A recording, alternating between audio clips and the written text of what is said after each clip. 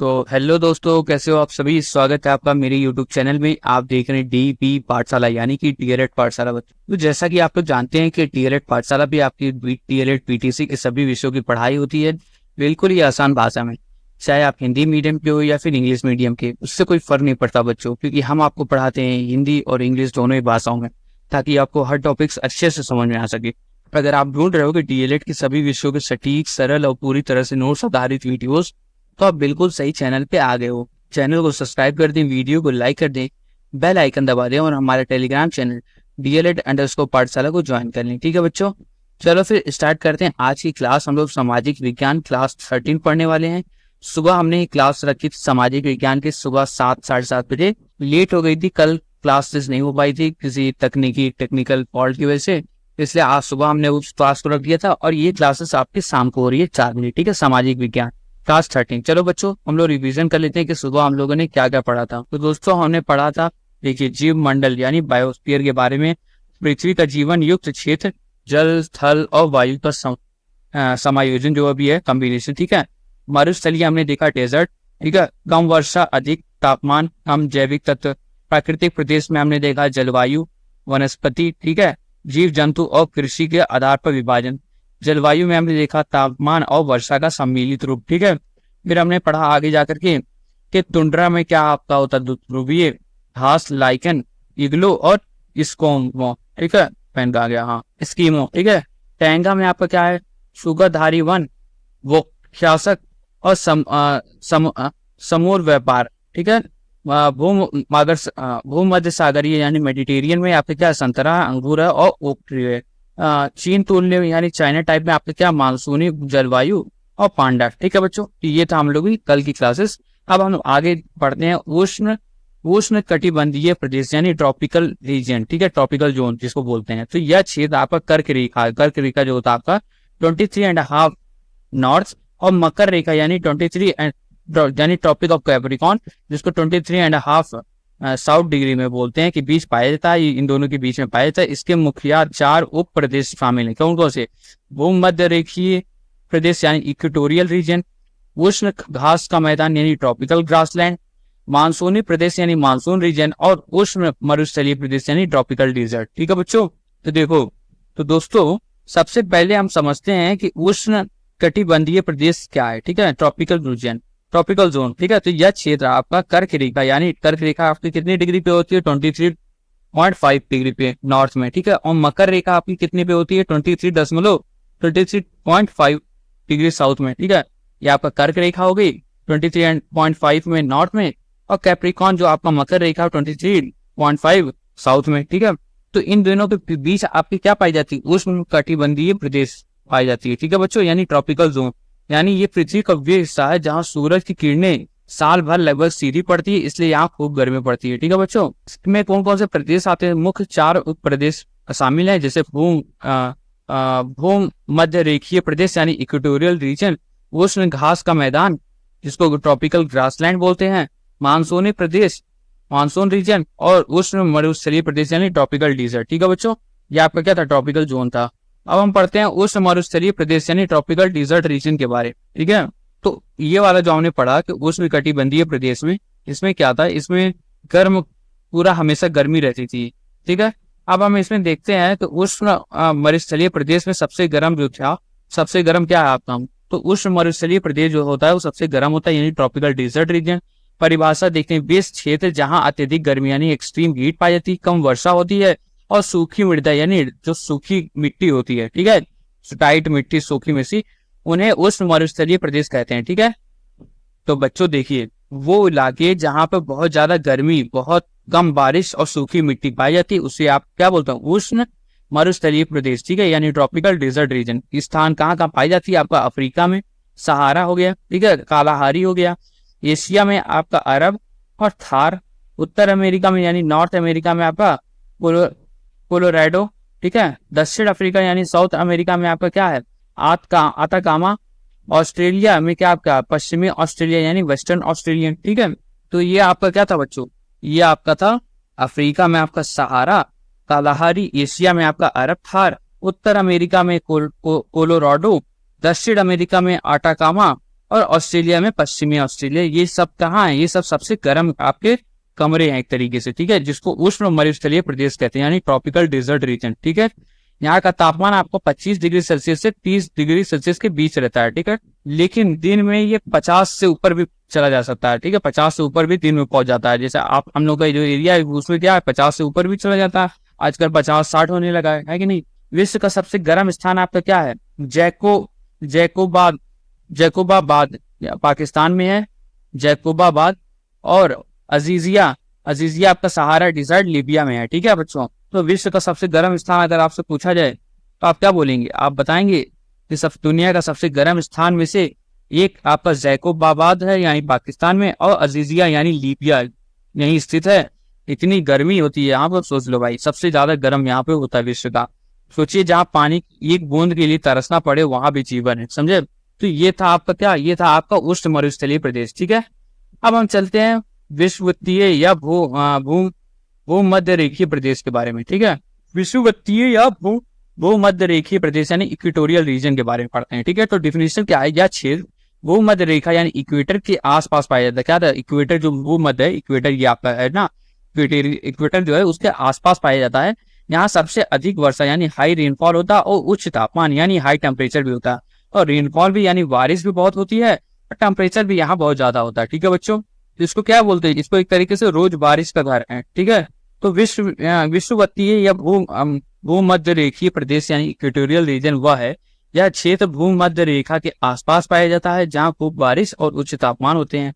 कहाँ कहाँ आपका दक्षिण अमेरिका में आपका अमेजन बेसिन हो गया, अमेजन बेसिन आपका दक्षिण अमेरिका में हो गया।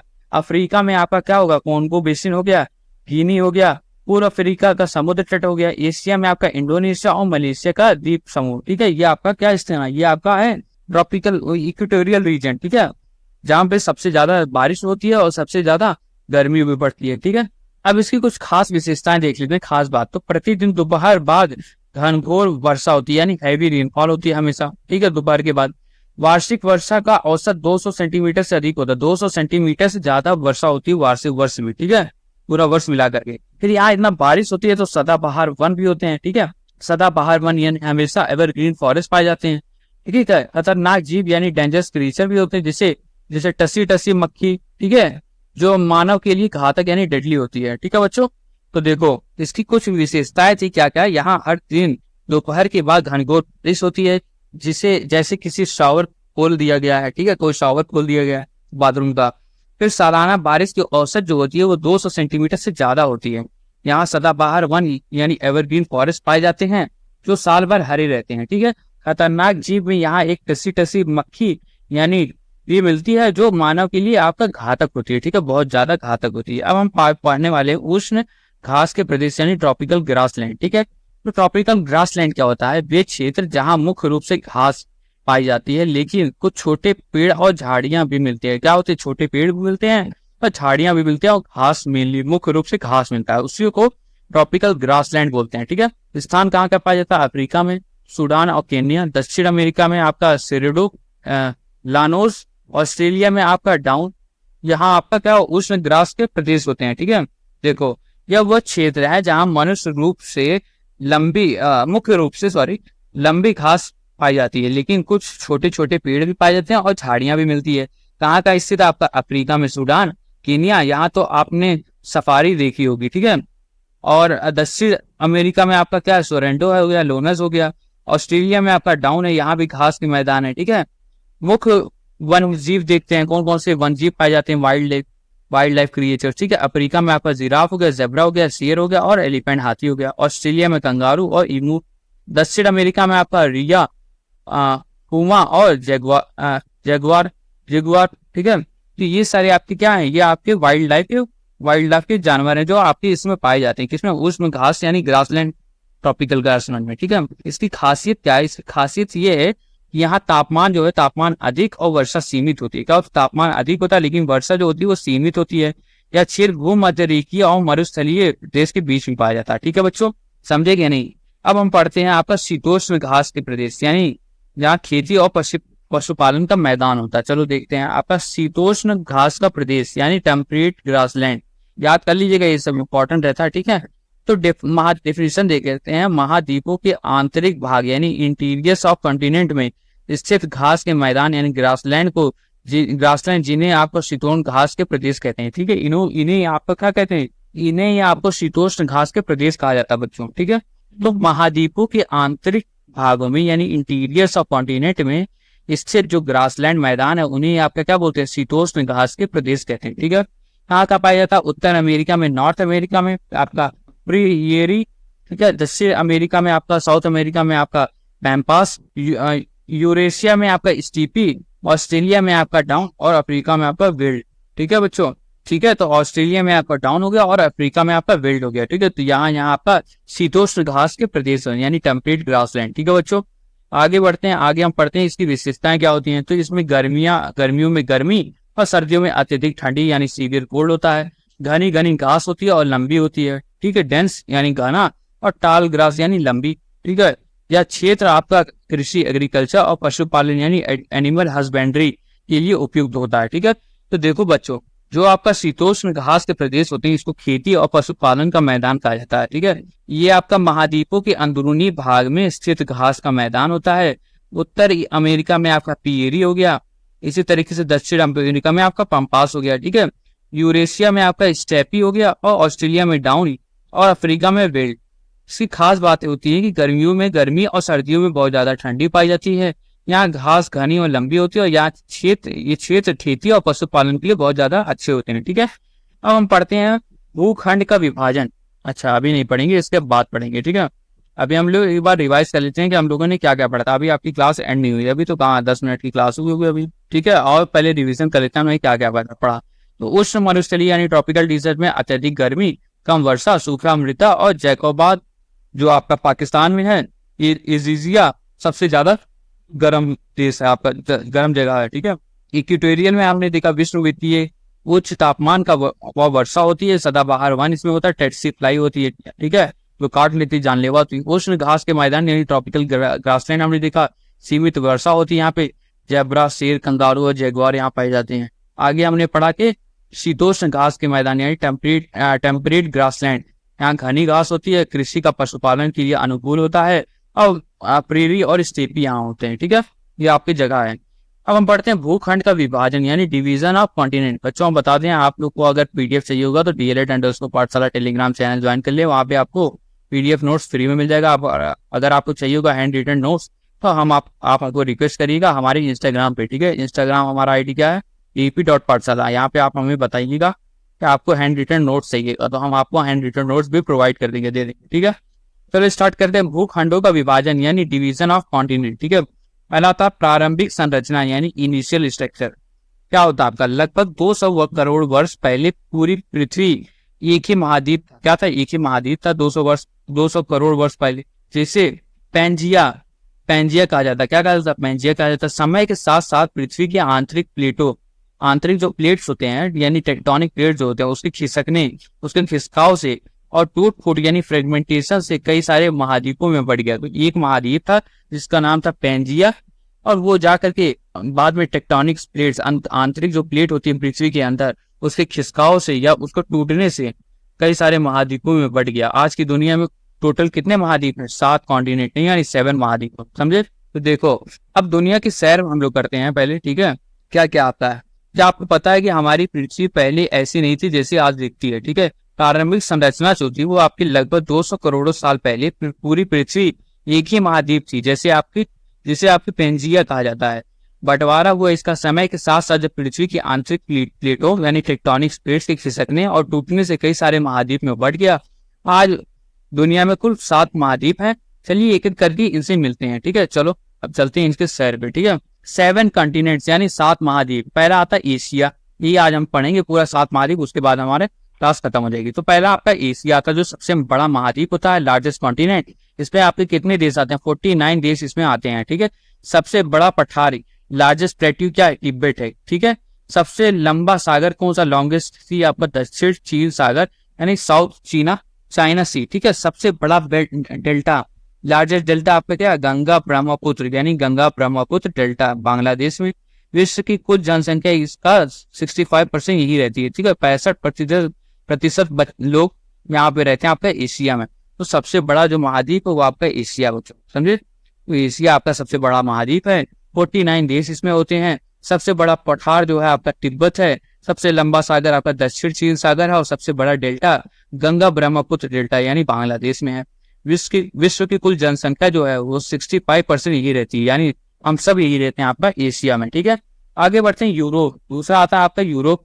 यूरोप क्या है, सबसे छोटा महाद्वीप है, यानी स्मॉलेस्ट कॉन्टिनेंट बाय एरिया, ठीक है। सबसे छोटा महाद्वीप जो है एरिया के हिसाब से सबसे छोटा आपका क्या है, यूरोप है।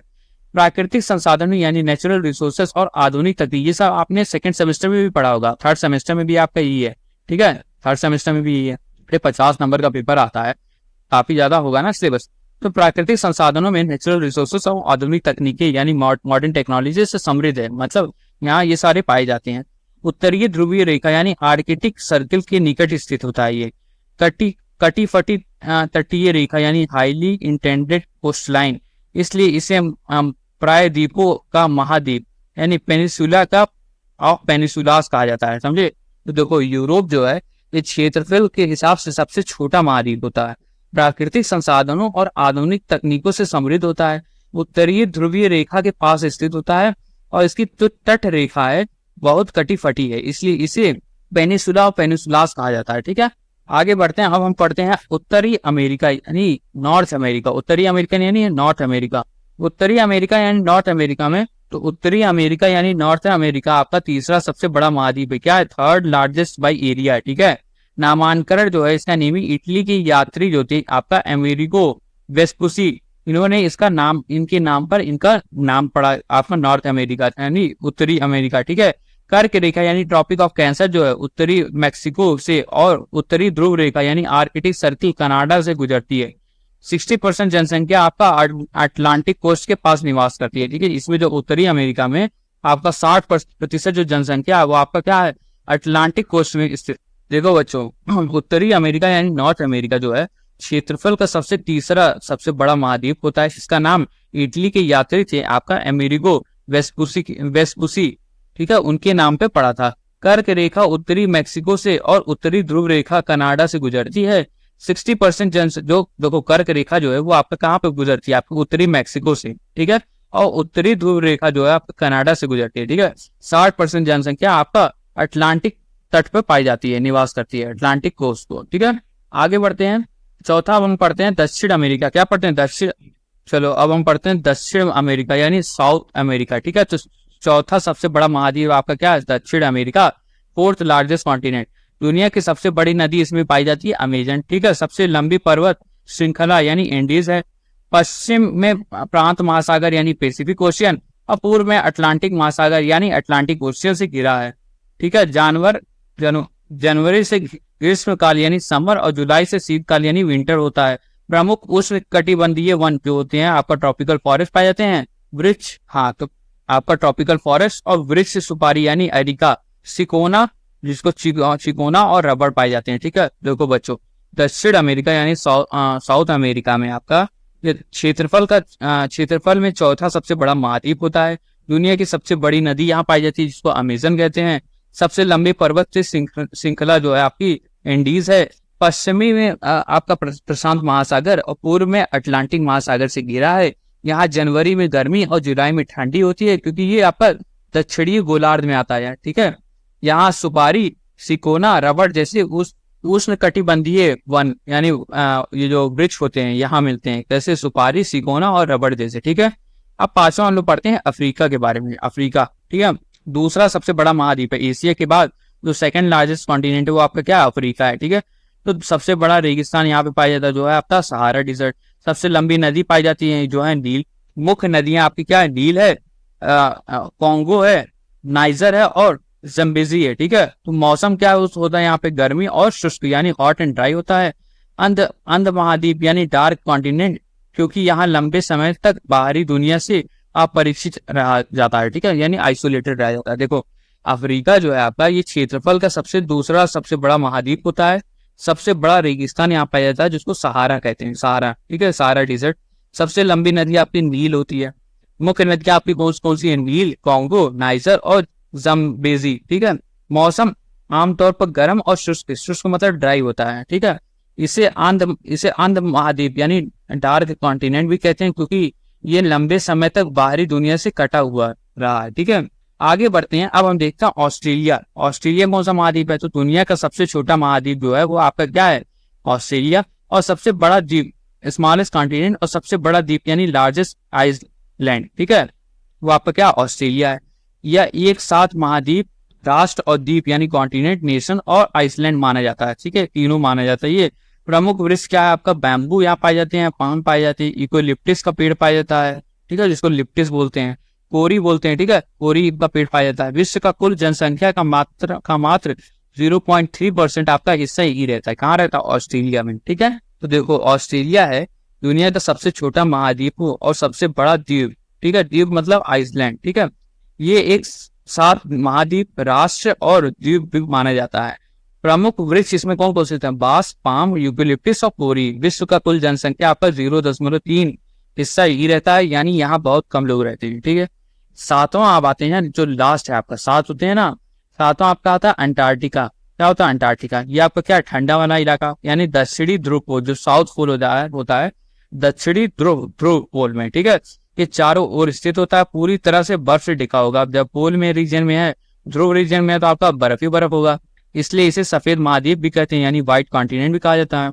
जलवायु यहाँ कैसी होती है? अत्यधिक ठंडी होती है और शुष्क यानी ड्राई होती है, तो एक्सट्रीमली कोल्ड और ड्राई।